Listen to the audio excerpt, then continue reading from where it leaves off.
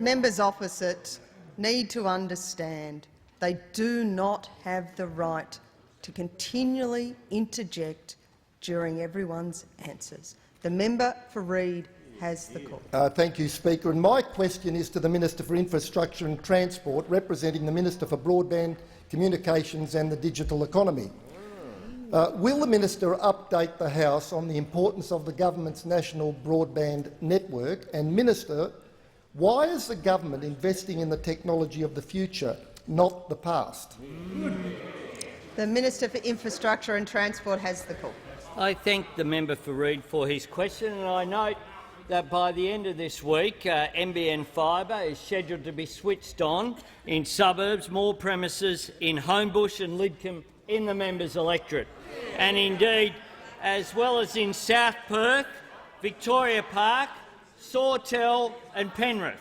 The national broadband network being rolled out right around the country, and I'm reminded by the member for Brand that it's being rolled out in Mandurah as well.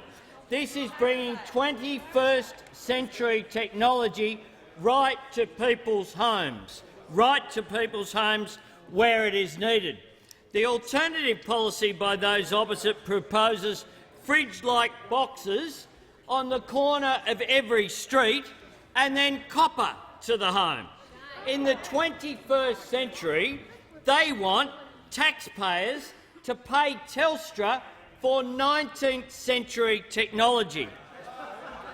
Now, not that their plan has actually factored in paying Telstra for the copper network, but of course the Shadow Minister for Broadband and the Copper Economy is not alone in arguing the merits of copper in this chamber.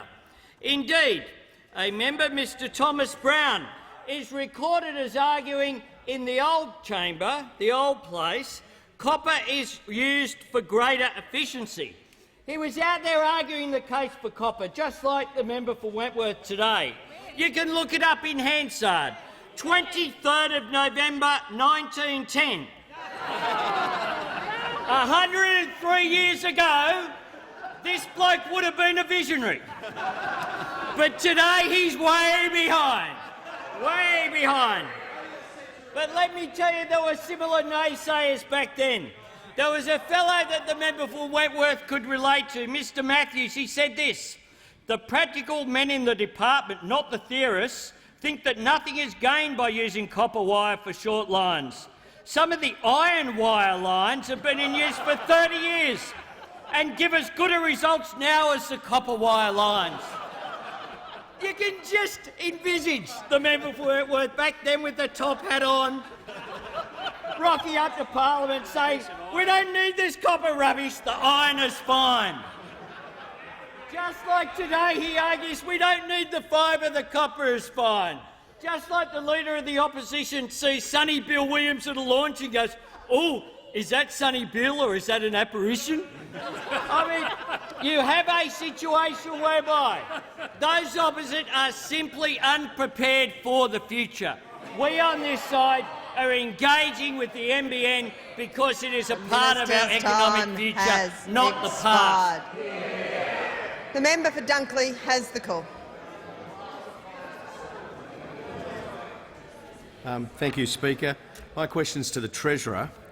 I remind the Treasurer that the Australian Chamber of Commerce and Industry Small Business pre-election survey